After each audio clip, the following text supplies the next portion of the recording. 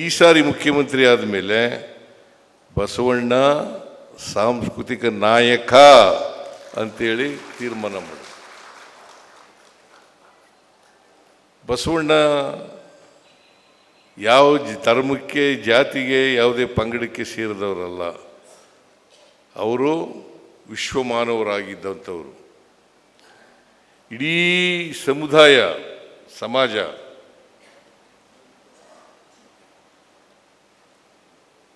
ಜಾತ್ಯತೀತ ಸಮಾಜ ಆಗಬೇಕು ಅಂತಕ್ಕಂಥ ಕನಸನ್ನು ಕಂಡಿದ್ದರು. ಮತ್ತು ಅಸಮಾನತೆ ಇರಬಾರ್ದು ಅಂತಕ್ಕಂಥದ್ದನ್ನು ಕಂಡಿದ್ದರು. ಜಾತಿಯಿಂದ ಅಸಮಾನತೆ ಆಗಬಾರ್ದು, ಧರ್ಮದಿಂದ ಅಸಮಾನತೆ ಆಗಬಾರ್ದು. ಇದನ್ನು ಕಂಡಿದ್ದಂಥವರು ಬಸವಣ್ಣನವರು. ಅದಕ್ಕೋಸ್ಕರ ಆ ಕಾಲದಲ್ಲೇ ಸಮಾನತೆಯ ಸಮಾಜ ನಿರ್ಮಾಣ ಮಾಡಬೇಕು ಅಂತಕ್ಕಂಥ ಕನಸನ್ನು ಕಂಡಿದ್ದರು. ಅದಕ್ಕೋಸ್ಕರ ಅನುಭವ ಮಂಟಪವನ್ನು ಮಾಡಿ ಅನುಭವ ಮಂಟಪದಲ್ಲಿ ಎಲ್ಲರಿಗೂ ಭಾಗವಹಿಸ್ತಕ್ಕಂಥ ಅವಕಾಶಗಳು ಕಲ್ಪಿಸ್ಕೊಟ್ಟಿದ್ದರು. ಬಸವಣ್ಣನವರು ತಾವು ಅಧ್ಯಕ್ಷರಾಗಲಿಲ್ಲ ಅನುಭವ ಮಂಟಪಕ್ಕೆ, ಅಲ್ಲಮ ಪ್ರಭುವನ್ನು ಅಧ್ಯಕ್ಷರನ್ನಾಗಿ ಮಾಡಿದರು. ಅವರು ಅತ್ಯಂತ ತಳ ಸಮುದಾಯದಿಂದ ಬಂದಂಥವರು, ಅವರನ್ನು ಅಧ್ಯಕ್ಷರನ್ನಾಗಿ ಮಾಡಿದರು. ನಮ್ಮ ಉದ್ದೇಶ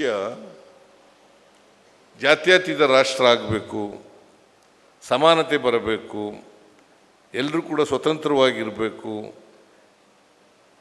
ಮೇಲು ಕೀಳು ಅಂತಕ್ಕಂಥದ್ದು ಇರಬಾರ್ದು, ಮೇಲ್ಜಾತಿ ಕೆಳಜಾತಿ ಅಂತ ಇರಬಾರ್ದು, ಎಲ್ಲರೂ ಮನುಷ್ಯರಾಗಿ ಬಾಳ್ತಕ್ಕಂಥ ವ್ಯವಸ್ಥೆ ಬರಬೇಕು ಅಂತಕ್ಕಂಥದ್ದನ್ನು ಕನಸು ಕಂಡಿದ್ದಂಥವರು ಬಸವಣ್ಣನವರು.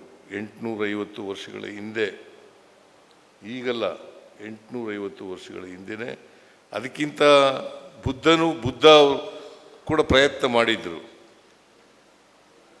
ಸಮಾಜ ನಿರ್ಮಾಣ ಮಾಡಲಿಕ್ಕೆ ಪ್ರಯತ್ನವನ್ನು ಮಾಡಿದರು. ಆದರೂ ಇನ್ನೂ ಕೂಡ ಜಾತಿ ವ್ಯವಸ್ಥೆ ನಮ್ಮಲ್ಲಿ ಇನ್ನೂ ಬೇರೂರಿದೆ ಅಂತಕ್ಕಂಥದ್ದನ್ನು ಮರೀಲಿಕ್ಕೆ ಸಾಧ್ಯ ಇಲ್ಲ. ಈಗ ಸ್ವಾತಂತ್ರ್ಯ ಬಂದು 78 ವರ್ಷಗಳಾಯಿತು. 47ರಲ್ಲೇ ಸ್ವಾತಂತ್ರ್ಯ ಬಂತು. 47ರಿಂದ ಇವತ್ತಿನವರೆಗೆ 79ನೇ ಸ್ವಾತಂತ್ರ್ಯವನ್ನು ಆಚರಣೆ ಮಾಡಿದ್ದೀವಿ ನಾವು. ಆದರೂ ಕೂಡ ಜಾತಿ ಹೋಗಿಲ್ಲ. ಯಾಕೆ ಹೋಗಿಲ್ಲ ಅಂತಂದರೆ ಭಾಳ ಆಳವಾಗಿ ಬೇರು ಬಿಟ್ಬಿಟ್ಟಿದೆ ಇದರಲ್ಲಿ. ಜಾತಿ ಇದೆಯಲ್ಲ, ಭಾಳ ಆಳವಾಗಿ ಬೇರು ಬಿಟ್ಬಿಟ್ಟಿದೆ. ನಮ್ಮ ಜಾತಿ ವ್ಯವಸ್ಥೆ ಇದೆಯಲ್ಲ, ಇದಕ್ಕೆ ಚಲನೆ ಇಲ್ಲ. ಚಲನೆ ರಹಿತವಾದಂಥ ಸಮಾಜ ನಮ್ಮದು, ಜಾತಿ ವ್ಯವಸ್ಥೆ ನಮ್ಮದು. ಯಾವಾಗ ಚಲನೆ ಬರ್ತದೆ ಅಂತಂದರೆ ಅದಕ್ಕೆ ಆರ್ಥಿಕ ಸಾಮಾಜಿಕ ಶಕ್ತಿ ಬಂದಾಗ ಮಾತ್ರ ಚಲನೆ ಬರಲಿಕ್ಕೆ ಸಾಧ್ಯ ಆಗ್ತದೆ. ನಮ್ಮಲ್ಲಿ ಇರ್ತಕ್ಕಂಥ ಪಟ್ಟಭದ್ರ ಹಿತಾಸಕ್ತರು ಈ ಜಾತಿ ವ್ಯವಸ್ಥೆಗೆ ಆರ್ಥಿಕ ಸಾಮಾಜಿಕ ಶಕ್ತಿ ಬರಬಾರದಾಗಿ ನೋಡ್ಕೊಳ್ತಾ ಇದ್ದಾರೆ. ಆರ್ಥಿಕ ಶಕ್ತಿ ಬರದೇನೆ ಸಮಾಜದಲ್ಲಿ ಚಲನೆ ಬರಲಿಕ್ಕೆ ಕಷ್ಟ ಆಗ್ತದೆ. ಅದಕ್ಕೆ ನಾನು ಯಾವಾಗಲೂ, ಬಹುಶಃ ನಿಮಗೂ ಅನುಭವ ಇರಬೇಕು ಅಂತ ಅನಿಸುತ್ತೆ, ಹಳ್ಳಿನಲ್ಲಿ ಬಂದವ್ರಿಗೆ, ರೇವಣ ಸಿದ್ದಯ್ಯನವ್ರಿಗೂ ಅನುಭವ ಇರಬೇಕು ಅಂತ ಅನಿಸುತ್ತೆ. ನನ್ನ ಅನುಭವ ಹೇಗಿದೆ ಅಂತಂದರೆ, ನಾನು ಹುಡುಗನಾಗಿದ್ದಾಗ ನೀರು ತಗೊಬರೋಕ್ಕೆ ಹೋಗ್ತಿದ್ದೆ. ಬಾವಿನಲ್ಲಿ ನೀರು ಸೇರ್ಕೊಂಡು ಬಂದು ದನ ಕರುಗಳಿಗೆ ನೀರು ಕುಡಿಸ್ತಕ್ಕಂಥದ್ದು ಅಥವಾ ಸ್ನಾನ ಮಾಡೋರಿಗೆ ನೀರು ತುಂಬಿಸ್ಕೊಡ್ತಕ್ಕಂಥದ್ದು ಇದು ಮಾಡ್ತಿದ್ದೆ. ನಮ್ಮ ಮನೆ ಪಕ್ಕದಲ್ಲೇ ಬಾವಿ ಇತ್ತು. ಅಲ್ಲಿ ಹೋಗಿ ನೀರು ಸೇದಕ್ಕೆ ಹೋಗುವೆ. ಆ ನೀರು ಸೇದೋಕ್ಕೆ ಹೋದಾಗ ಆ ಗುಬ್ಬಚ್ಚಿಗಳೆಲ್ಲ ಗೂಡು ಕಟ್ಕೊಂಡಿರೋವು ಅಲ್ಲಿ. ಅದರ ಶತ್ತೆ ಎಲ್ಲ ಹಾಕಿ ಶತ್ತೆ ಎಲ್ಲ ಮುಚ್ಕೊಬಿಟ್ಟಿರೋದು ನೀರನ್ನು. ಆ ನೀರು ಶತ್ತೆ ದೂರ ಹೋಗಲಿ ಅಂತೇಳಿ ಮೇಲೆ ಕೆಳಗೆ ಮಾಡ್ತಿದ್ದೆ. ಬಹುಶಃ ಯಾರ್ಯಾರಿಗೆ ಹಳ್ಳಿನಲ್ಲಿ ನೀರು ಸೇದಿದ್ದಾರೆ ಅವ್ರಿಗೆಲ್ರಿಗೂ ಅನುಭವ ಇದೆ ಇದು. ನಮ್ಮ ಜಾತಿ ವ್ಯವಸ್ಥೆ ಹೆಂಗಪ್ಪ ಇದೆ ಅಂತಂದರೆ,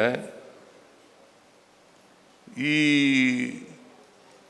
ನೀರು ಸೇದುವಾಗ ಬಿಂದಿಗೆ ಹಾಕಿ ಮೇಲೆ ಕೆಳಗೆ ಮಾಡ್ತೀವಿ, ಆಗ ಸೆತ್ತೆ ಎಲ್ಲ ದೂರ ಸರಿತದೆ. ಆಮೇಲೆ ನೀರು ತಗೋತೀವಿ, ಆಮೇಲೆ ಸ್ವಲ್ಪ ಒತ್ತಾದ ಮೇಲೆ ಮತ್ತೆ ಸೇರ್ಕೊಂಡ್ಬಿಡ್ತದೆ. ಹಂಗೆ ನಮ್ಮ ಜಾತಿ ವ್ಯವಸ್ಥೆ ಆಗ್ತದೆ. ಹೌದಲ್ವೇನ್ರಿ? ಯಾರ್ಯಾರು ನೀರು ಸೇದಿದ್ದಾರೆ ಅವ್ರಿಗೆಲ್ಲ ಅನುಭವ ಇದೆ. ಅದಕ್ಕೆ ಬಸವಣ್ಣವರು ಆ ಕಾಲದಲ್ಲೇ ಹೇಳಿದ್ರು, ಇವನಾರವ ಇವನಾರವ ಇವನಾರವ ಎಂದೆನಿಸದಿರಯ್ಯ, ಇವ ನಮ್ಮವ ಇವ ನಮ್ಮವ ಇವ ನಮ್ಮವ ಎಂದೆನಿಸಯ್ಯ, ನಿನ್ನ ಮನೆಯ ಮಗನೆಂದೆನಿಸಯ್ಯ, ಕೂಡಲ ಸಂಗಮ ದೇವ. ನೋಡು, ಎಷ್ಟು ವರ್ಷಗಳ ಹಿಂದೆ ಹೇಳಿದ್ದು ಇದು. 850 ವರ್ಷಗಳ ಹಿಂದೆ ಬಸವಾದಿ ಶರಣರು ಇದನ್ನು ಹೇಳದಂಥ ಮಾತು, ಬಸವಣ್ಣವರೇ ಹೇಳದಂಥ ಮಾತು, ವಚನ. ಈ ವಚನ ಹೇಳ್ತಾ ಹೇಳ್ತಾ ನಾವು ವಿದ್ಯಾವಂತರಾಗಿದ್ದರೂ ಕೂಡ ನಾವು ಜಾತಿ ಬಿಟ್ಟಿಲ್ಲ. ನೀ ಯಾವ ಜಾತಿಯವನಯ್ಯ ಅಂತ ಕೇಳ್ತೀವಿ ನಾವು. ಇದನ್ನ ಬಸವಾದಿ ಶರಣರು ಇದನ್ನು ಬಯಸಿರಲಿಲ್ಲ. ಜಾತಿ ಹೋಗ್ಬೇಕು, ವರ್ಗ ಹೋಗ್ಬೇಕು, ಎಲ್ಲರೂ ಮನುಷ್ಯರಾಗಿ ಬದುಕಬೇಕು, ಇದನ್ನ ಬಯಸಿದ್ರೆ ಹೊರತು ಬಸವಣ್ಣವರು ಅದಕ್ಕೋಸ್ಕರನೇ ಅನುಭವ ಮಂಟಪ ಮಾಡಿದ್ದದು. ಹೆಚ್ಚಿನ ವಿಡಿಯೋಗಳಿಗೆ ಪ್ರತಿಧ್ವನಿ ಯೂಟ್ಯೂಬ್ ಚಾನೆಲ್ ಸಬ್ಸ್ಕ್ರೈಬ್ ಮಾಡಿ, ಬೆಲ್ ಐಕಾನ್ ಕ್ಲಿಕ್ ಮಾಡಿ.